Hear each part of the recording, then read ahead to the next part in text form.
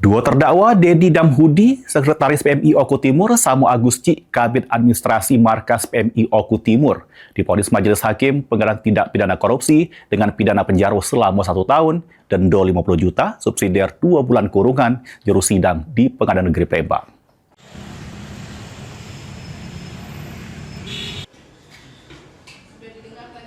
Sidang lanjutan dugaan korupsi di Palang Merah Indonesia PMI Kabupaten Oku Timur tahun anggaran 2018-2023 dengan kerugian negara 589 juta rupiah pada lagi digelar di Pengadilan Tindak Pidana Korupsi pada Pengadilan Negeri Palembang, ciru agenda putusan Majelis Hakim.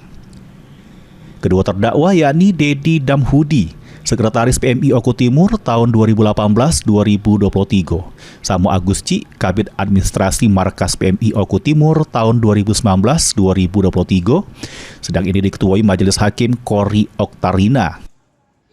Dalam amar putusannya, kedua terdakwa terbukti secara sah bersalah melakukan tindak pidana korupsi secara bersama-sama. Perbuatan terdakwa melanggar pasal 3 junto pasal 18 Undang-Undang Tindak Pidana Korupsi, junto pasal 55 KUHP, sama pasal 8 ayat 1.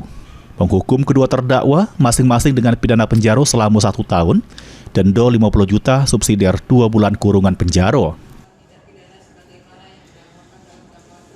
Terbukti secara sah dan dinyatakan bersalah melakukan tindak pidana korupsi secara bersama-sama dan terus-menerus sebagai perbuatan yang dilanjutkan sebagaimana dalam dakwaan subsidiar, menjatuhkan pidana kepada para terdakwa masing-masing dengan pidana penjara selama 1 tahun, pidana denda sejumlah 50 juta rupiah, dengan ketentuan apabila denda tidak dibayar diganti dengan pidana kurungan selama 2 bulan.